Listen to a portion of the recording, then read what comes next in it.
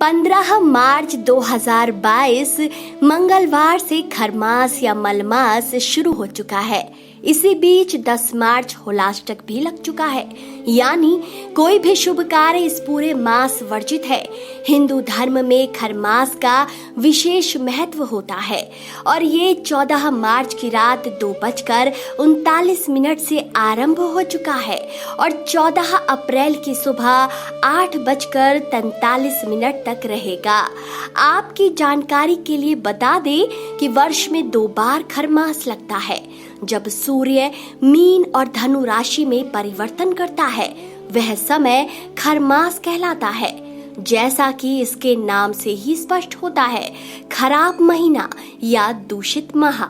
15 मार्च से सूर्य के कुंभ राशि से निकलकर गुरु की राशि मीन में प्रवेश करते ही खरमास आरंभ हो चुका है। करीब 1 महीने तक सूर्य के मीन राशि में रहने के बाद मेष राशि में आने के बाद ही खरमास खत्म हो जाएगा। भारतीय पंचांग और ज्योतिष शास्त्र के अनुसार खरमास के महीने में कोई भी शुभ कार्य नहीं किए जाते। खरमास के लगते ही विवाह, गृह प्रवेश, नया घर बनाना, नया व्यवसाय जैसे कई तरह के धार्मिक अनुष्ठान थम जाते हैं। ज्योतिष शास्त्र में खरमास का महत्व। ज्योतिष में गुरु ग्रह का विशेष महत्व होता है। गुरु ग्रह को ही विवाह और धार्मिक कार्यकलापों का कारक माना जाता है और सभी 12 राशियों में से धनु और मीन राशि के स्वामी ग्रह बृहस्पति देव होते हैं और इन राशियों में जब सूर्य देव आते हैं तो गुरु का प्रभाव कम हो जाता है। यही नहीं, यह मास सौर मास का होता है और ऐसा कहा जाता है कि इस समय सूर्य के घोड़े विश्राम करते हैं।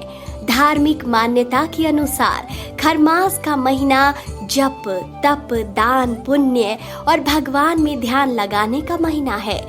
इस मास में भगवान शिव और विष्णु की आराधना करने से कष्टों का निवारण होता है। ब्रह्म मुहूर्त में उठकर स्नान आदि से निवृत्त होकर तांबे के लोटे में जल, रोली या लाल चंदन, शहद, लाल पुष्प डालकर सूर्य देव को अर्घ्य देना बहुत फलदायी होता है। चलिए अब जान लेते हैं खरमास की कथा।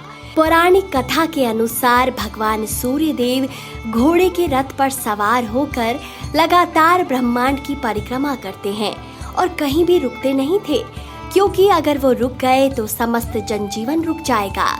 लेकिन घोड़े लगातार काम करते करते थक जाते थे।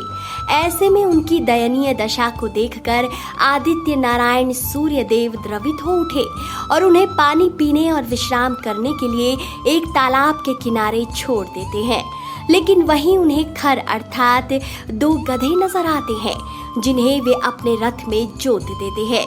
अब गधा तो गधा है, घोड़ा तो हो नहीं सकता, सो रथ की गति धीमी हो जाती है और पूरा 1 मास सूर्य के घोड़े आराम करते हैं। इसलिए इस मास में गुरु और सूर्य का प्रभाव कमजोर हो जाता है और सभी शुभ कार्य इस माह में टाल दिए जाते हैं। तो दोस्तों, आज की जानकारी आपको कैसी लगी? कमेंट सेक्शन में अपनी राय जरूर दीजिए और इस वीडियो को ज्यादा से ज्यादा शेयर भी करिए।